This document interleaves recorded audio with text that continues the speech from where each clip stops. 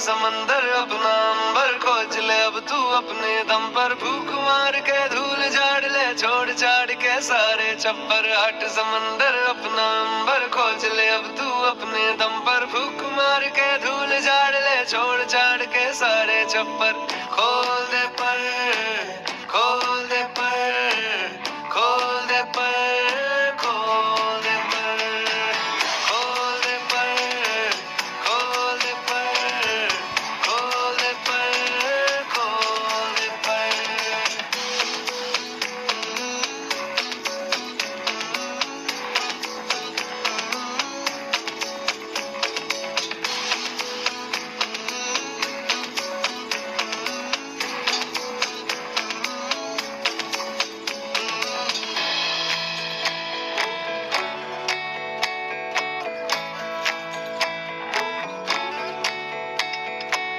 रटी रटाई सारी छोड़ो भी दुनियादारी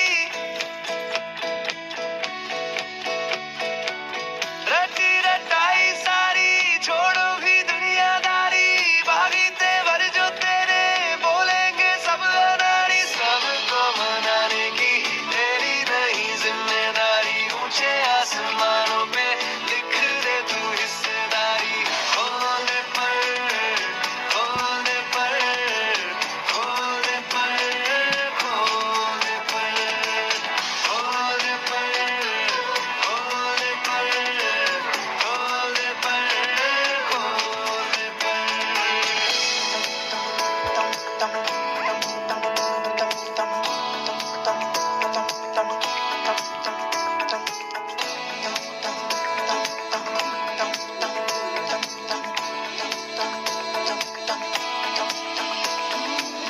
बंद घड़ी की भी रुकी हुई सुई होती सही दो दफा મિત્રો બાળ મેળાના ટોક શોમાં આપનું હાર્દિક સ્વાગત છે।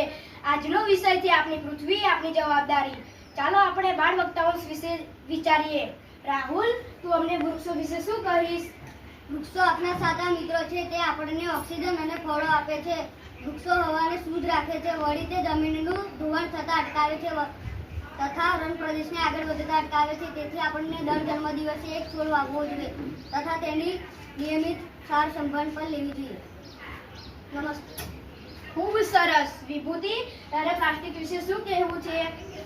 પ્લાસ્ટિક એ પૃથ્વીનો મોટો કચરો છે જે ક્યારેય સડી શકતો નથી। પ્લાસ્ટિક હવા, પાણી અને જમીનને પ્રદૂષિત કરે છે। આપણે આપણા રોજિંદા જીવનમાં પ્લાસ્ટિકનો ઉપયોગ ઘટાડવો જોઈએ અને નવા વિકલ્પો વિચારવા જોઈએ। હવે આપણે જાગૃત થઈને પ્લાસ્ટિકની થેલીની જગ્યાએ કાપડની થેલીનો ઉપયોગ કરવો જોઈએ। તમે બધા કરશો ને? હા। નમસ્તે। સાચી વાત છે। ધારા, પાણી બચાવવા શું શું કરવું જોઈએ? આપણા જીવનમાં પાણી ખૂબ જ જરૂરી છે। પાણી એક જીવન છે, તેથી પાણીનો અસરયુક્ત ઉપયોગ કરવો જોઈએ।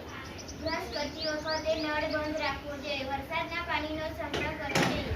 નમસ્તે। અદ્ભુત વિચારો। જો આપણે નાની નાની ટેવો બદલીશું તો આપણી પૃથ્વી બચી જશે। પર્યાવરણ બચાવો, દેશ બચાવો।